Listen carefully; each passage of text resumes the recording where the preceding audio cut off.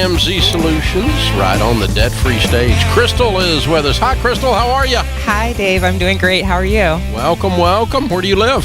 I live in Boston, but I am a Southern girl, and I have my parents here with me from Charlotte, North Carolina. All right. Very cool. Well, welcome to Nashville. And here to do your debt-free scream. I am, and very excited to do so. How much have you paid off? $200,000. Whoa! How long did that take? 3 years and 2 months. All right. And your range of income during that 3 years and 2 months? Started at about 115 and then wrapped up at 193. Whoa. What do you do? I am in HR. I started in-house HR at a biotech company, and then I switched jobs this past December into HR consulting. And it worked. It works. Ding, ding. You're killing it. You are knocking it down, girl. Well done. Thank you. So $200K in debt was for what? Student loans. Whoa! Yes. Where did you go to school? So undergrad was at Georgetown University in D.C., and then I got my MBA at Duke. Oh, you don't choose cheap schools. No, although sometimes I rethink it, but it ended up working itself out. Wow. That's very impressive pedigree there. Very well done. Good for you. Thank you. So your MBA and your undergrad was in HR?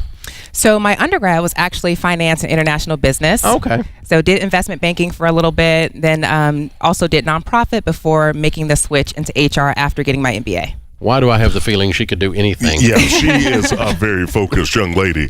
Crystal, what did you learn throughout this debt attack? Ooh. You know? I learned a lot. I would say the biggest thing was resilience. And knowing my why and keeping my focus there. There were so many times where it got really difficult, having to say no to myself and to my friends, and the budgeting process. That was not fun. So what started you on this journey? So if we flash back to May 2016 when I graduated, I had my job lined up to start off in August. And as you know, they give you that 6-month grace period, which I feel like is a sham, but got the 6-month grace period and decided to take it as such, which was not smart. I took the summer off to hang out, vacation, just chill out a bit. And as I got closer to that 6 months, I realized that I needed to figure out what I was dealing with because I knew I still had undergrad loans in addition to my grad school loans. So I go through my email and I total up all of the numbers and the balances across private and federal loans and see that it's $200,000. You had never totaled it before? Nope. Freak out. Exactly. So complete freak out.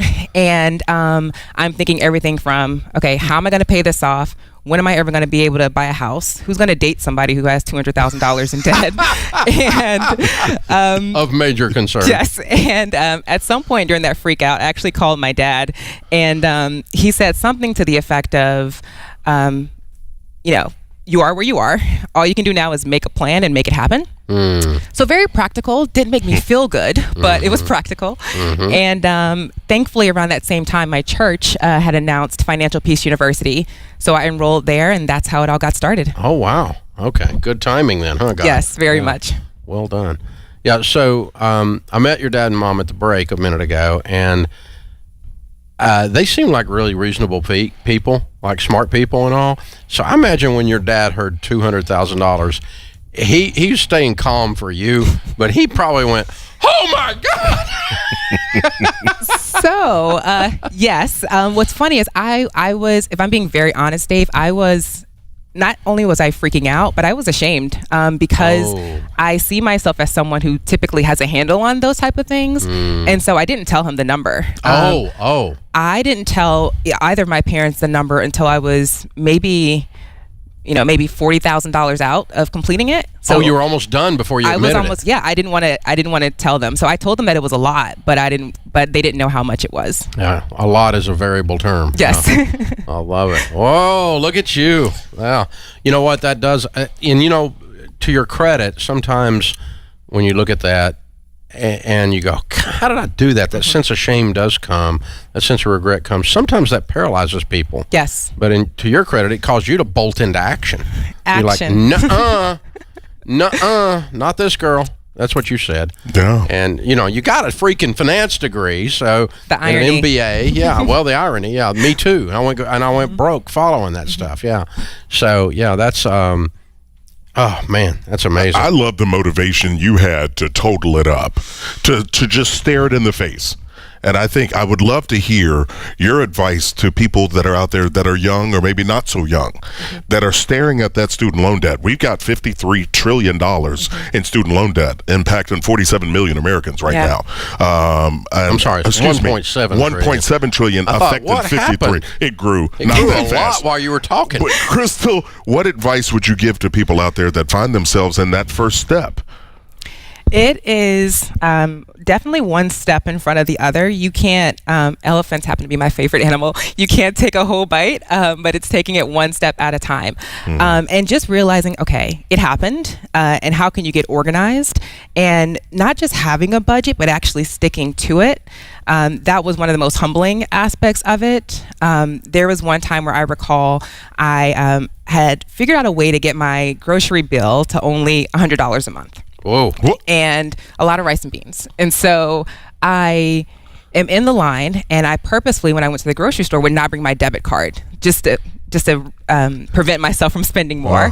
I love to eat and I love to cook. So I'm in line, and I remember the cashier ringing up everything, and I might have been, I don't know, $7 or $10 off. And so there's a line behind me, and I have to say, I'm sorry, but can you take those items off?